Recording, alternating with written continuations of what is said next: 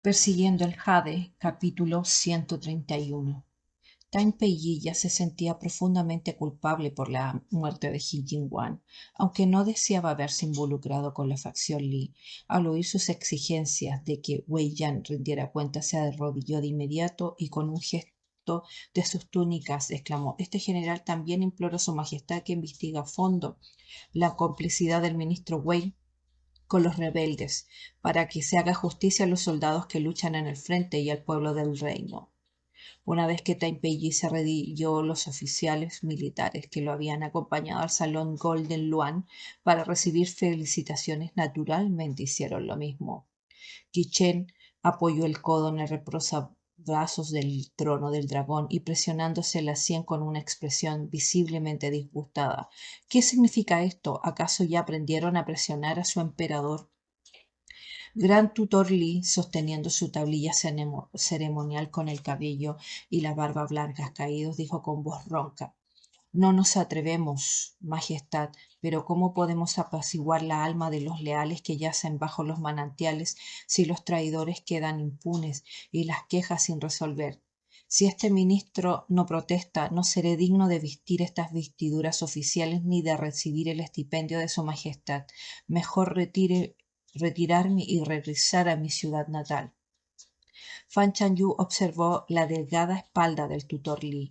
Parecía al de bambú. Si no hubiera sabido la convivencia de la familia Li con Kim Min, tal vez habría creído sinceramente en el gran tutor Li, al igual que Jin Jingwan. Era un buen funcionario preocupado por la nación y su pueblo. Un fuerte estruendo resonó en todo el pasillo. Chen agarró una pila de memoriales del escritorio del dragón y los arrojó al suelo y se rió con furia. «Protesta si quieres, gran tutor, pero ¿por qué me amenazas con la jubilación?» El gran tutor Li se encorvó aún más la espalda. «Este viejo ministro no se atreve». En el pasado, el emperador y el gran tutor Li siempre habían trabajado en conjunto para reprimir a Wei Yan. Ahora, con el gran tutor Li denunciando a Wei Yan, mientras el emperador protegía ferozmente toda la corte, presenció una escena así por primera vez. Los funcionarios más perspicaces recordaron rápidamente los rumores recientes, preguntándose en silencio si la noticia sobre el hallazgo de los descendientes del príncipe heredero de Yengle era cierta.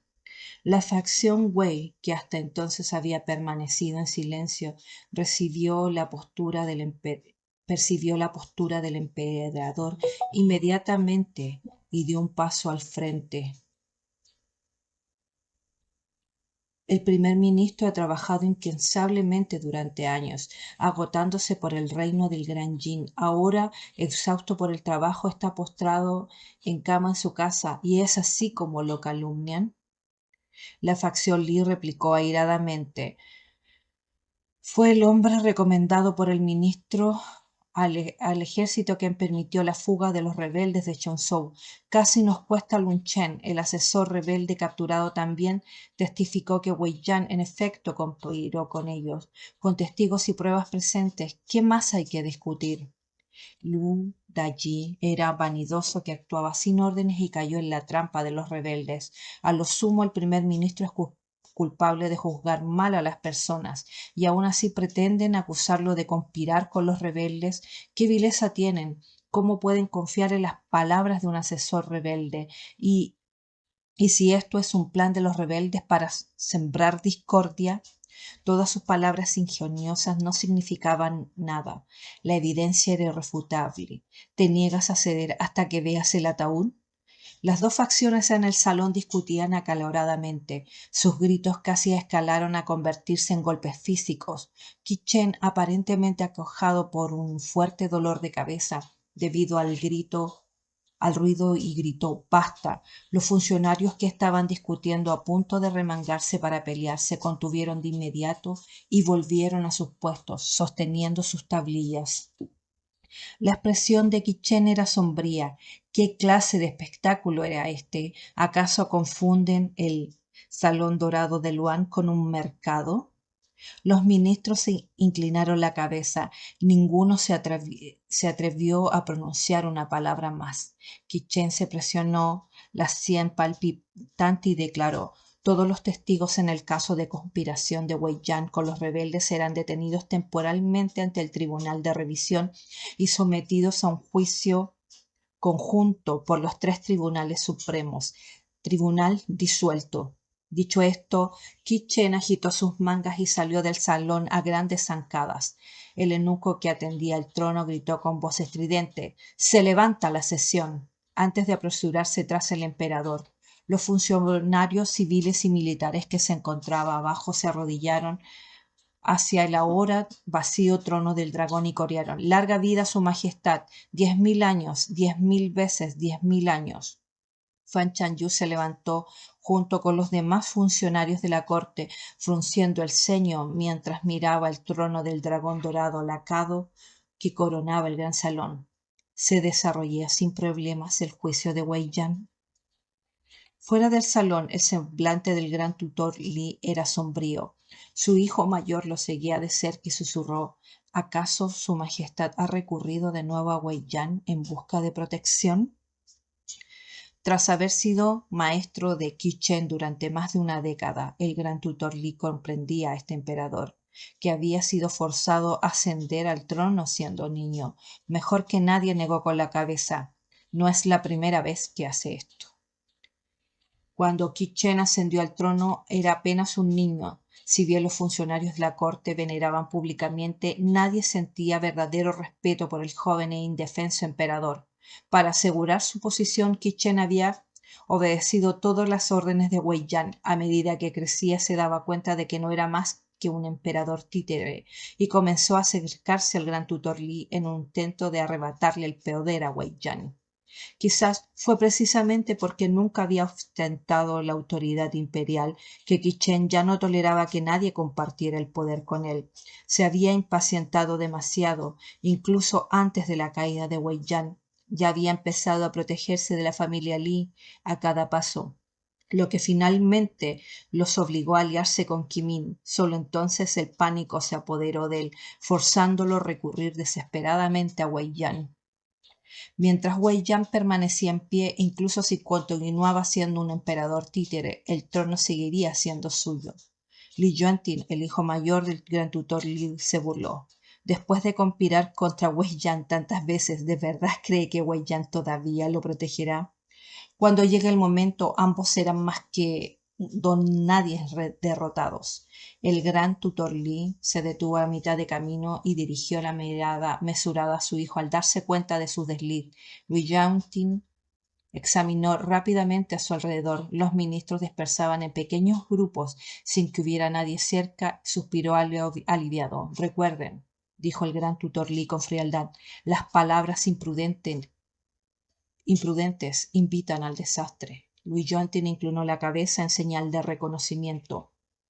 Más adelante, en una escalinata de mármol blanco, descendieron Fan Chanyu, Tan Peiyee y un grupo de generales que reprimían la rebelión.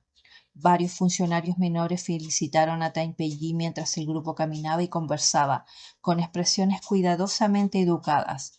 La mirada del gran tutor Li se detuvo un instante más en la generala vestida con túnica roja y armadura plateada, radiante como el sol.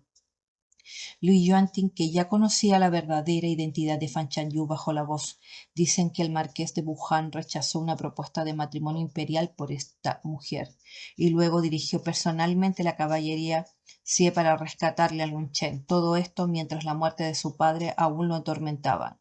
Verdaderamente embrujado. El gran tutor Li permaneció en silencio tras dar unos pasos y preguntó de repente: «¿Todavía no hay noticias de Waian?».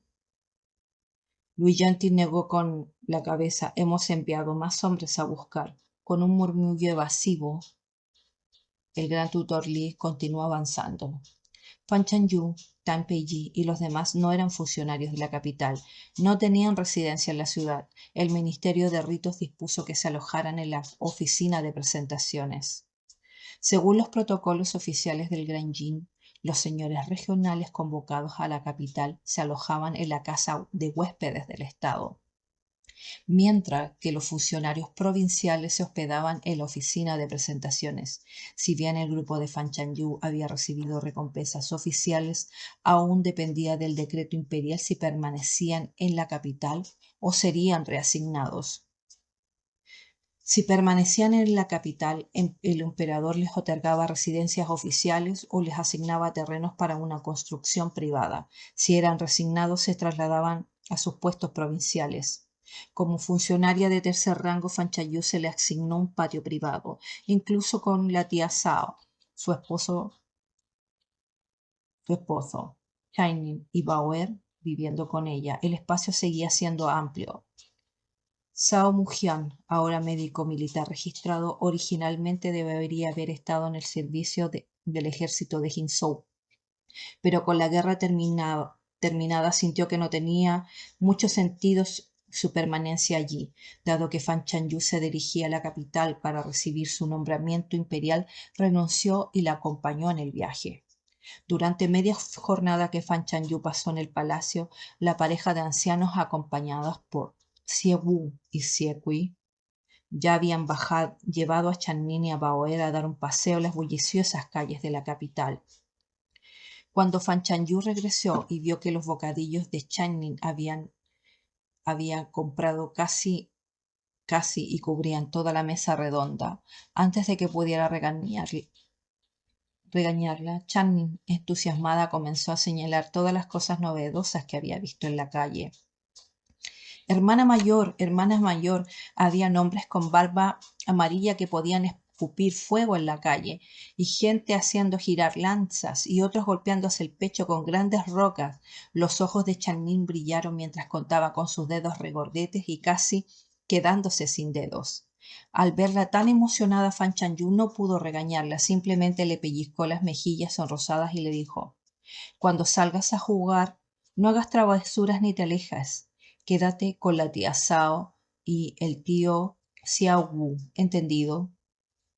Channing asintió apresuradamente, luego abroció a Fan Chanyu y comenzó a balancearse.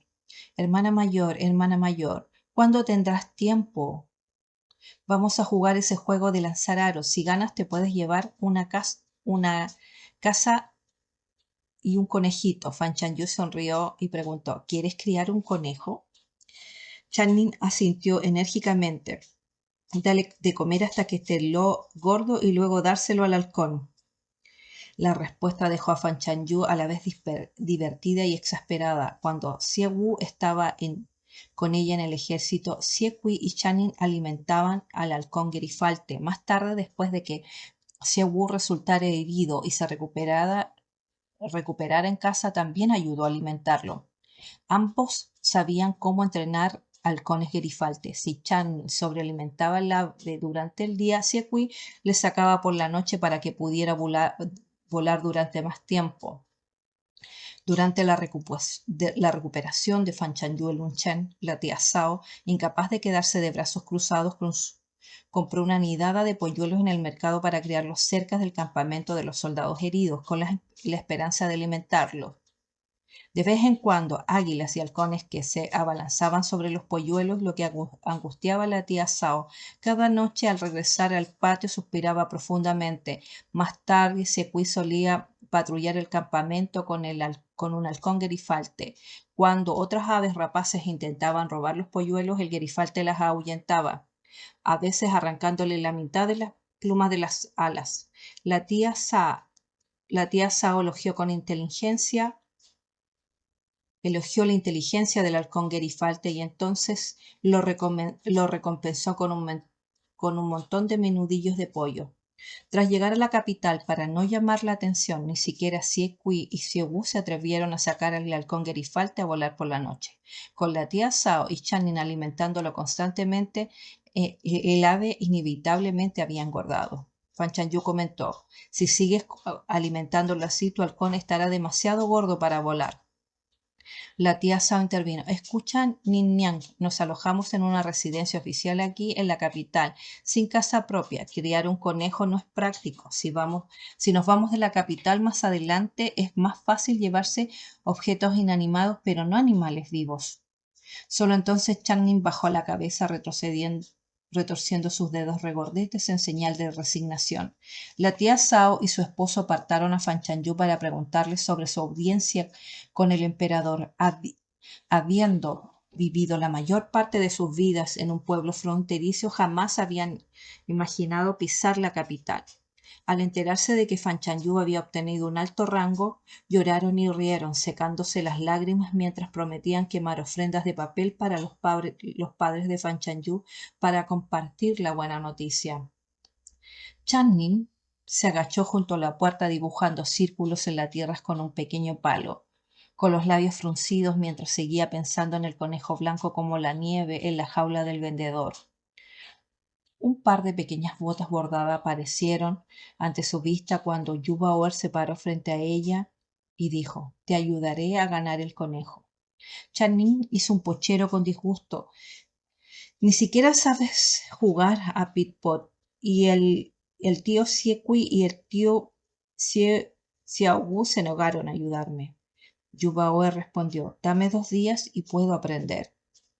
Las emociones de los niños son extraordinariamente sensibles. Sin consuelo tal vez habría podido contenerse, pero las palabras de Yuba Oer hicieron que Channing se le llenaran los ojos de lágrimas. El frío había hecho que la tía Zhao la abrigara con varias capas de ropa y ahora estaba acurrucada en el suelo como una bolita suave y redonda, casi como un conejito regordete sollozo. «¿Pero qué pasa si alguien más gana el conejo hoy?». Yuba Oer dijo: «El vendedor tendrá otros conejos». Los ojos de Channing se enrojecieron aún más mientras se secaba e insistía: «Pero solo quiero ese conejito de hoy». Yuba Oer preguntó de repente: «¿No ibas a dárselo de comer a tu halcón? Cualquier conejo serviría, ¿no?». Channing bajó la cabeza en silencio y sus largas pestañas brillantes por las lágrimas con una expresión profunda de lástima y aflicción. Yuba Oer la observó por un momento antes de ceder. «Está bien, hoy mismo te conseguiré ese conejo, pero tienes que prometerme que lo tendrás como mascota y no se lo darás de comer a tu halcón». Channing lo pensó por un momento y decidió que el conejito era realmente muy mono, así que asintió enérgicamente. «¿Cómo vas a ganar?», preguntó ella.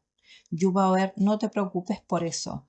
Tras charlar un rato con la tía Zhao y su marido, Fan Chanyu acompañó a la pareja de ancianos a la salida y tenía la intención de preguntarle a Xiaowu cómo contactar con Xichen en la capital, pero descubrió que éste había desaparecido. Detuvo a Siekui, que estaba ordenando el patio. «Siekui, ¿dónde está Xiaowu?».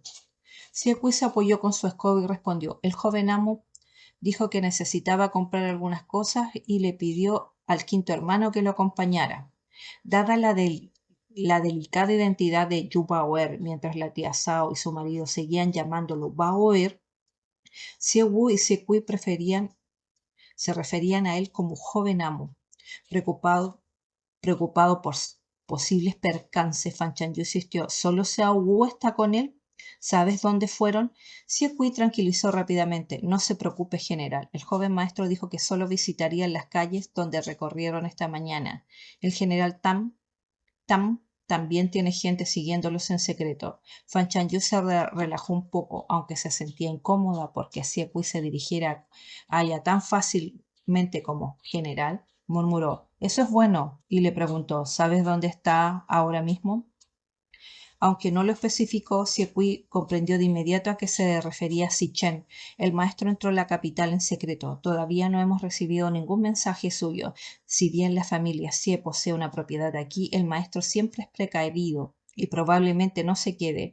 Los generales que sofocaron la rebelión se encuentran alojados temporalmente en la oficina de presentaciones. Por ahora solo podemos esperar que el maestro se ponga en contacto con nosotros». Fan Chanyu recordó la figura que había vislumbrado en la ventana de la taberna al entrar en la ciudad. Había estado allí específicamente para llegar a observar la llegada del ejército. Al notar su distracción, Siekui preguntó: «¿Es urgente, general? ¿Necesita encontrar al maestro?». Fan Chanyu negó con la cabeza: «No es nada urgente. Puedes volver a tu trabajo». Su principal preocupación eran los próximos pasos de Xichen. El nieto imperial había desaparecido sin dejar rastro y el paradero de Yun Qianqian seguía siendo desconocido. El emperador Claramente favorecía ahora a Wei Yan. Con el juicio conjunto de 3 tribunales supremos en marcha, ¿quién sabría cuál sería el resultado? Tanto si ganaba la facción Li como la facción Wei, Fan Chanyu pensaba que la corte estaba podrida hasta la médula. Regresó a su habitación, cerró la puerta dejando escapar un suspiro silencioso, solo para escuchar una voz grave que preguntaba: ¿Para qué me necesitabas? Sobresaltada, levantó la vista y vio una figura apoyada en el poste de la cama, con los brazos cruzados. Exclamó sorprendida: ¿Cuándo llegaste aquí? Chen respondió: He estado aquí todo el tiempo. Al ver la confusión que aún persistía en los ojos de Fan Chanyu, levantó la máscara del disfraz que tenía en la mano. Las cortinas de la cama proyectaban sombras tenues y no fue hasta que dio el último paso que Chanyu se dio cuenta de que llevaba un uniforme del guardia de oficina de presentaciones. En realidad se había disfrazado como uno de los guardias de aquí. Antes de que Fan Chanyu pudiera hablar, él arrojó otro uniforme de guardia. Ponte esto, te voy a llevar a conocer a alguien. Con tantas personas vigilando la oficina de presentaciones, cuando los funcionarios de fuera llegaban a la capital, cada movimiento y reunión se reportaba detalladamente al palacio. Para evitar esas miradas indiscretas, naturalmente tuvieron que disfrazarse para escabullirse sin ser vistos. Chanyu miró a Chen. Sin máscara, su rostro seguía siendo sorprendentemente apuesto, pero ella percibió que algo no andaba bien en su estado de ánimo. En realidad, ella ya había notado su comportamiento inusual cuando lo vio en la taberna al entrar en la ciudad, razón por la cual le dedicó deliberadamente una sonrisa al pasar a su lado. Ahora, sosteniendo el uniforme de guardia, Chanyu dejó de lado las preguntas sobre quién quería que ella conociera y ella preguntó con vacilación: ¿Qué ocurre? ¿Ha habido algún problema con tu llegada a la capital? Antes de que pudiera terminar, fue envuelta por un abrazo firme y frío. Chen no hizo más que abrazarla con fuerza, hundiendo su rostro en el hueco del cuello como un hombre que se ahoga y se aferra desesperadamente a un salvavidas. Chanyu quedó paralizada por un instante, con los brazos aún sujetos al uniforme, lo que le impedía corresponder el abrazo. Intentó liberar una mano para darle una palmadita suave en la espalda y preguntarle qué le pasaba, pero antes de que pudiera hacerlo, él la trajo aún más así: No te muevas, déjame abrazarte un brazo. La voz de Chen denotaba cansancio y ronquera. Por un instante fugaz le dio la impresión a Chanyu de que parecía frágil. No podía describir con exactitud la sensación en su pecho, solo que era como si una mano grande le hubiera apretado el corazón, oprimiéndola con un dolor sordo. Dejando caer el uniforme de guardia al suelo, lo rodeó con sus brazos por la cintura delgada y firme, con el mismo tono tranquilizador con que él había consolado a Channing durante incontables noches tras la muerte de sus padres. Murmuró suavemente: No tengas miedo, estoy aquí.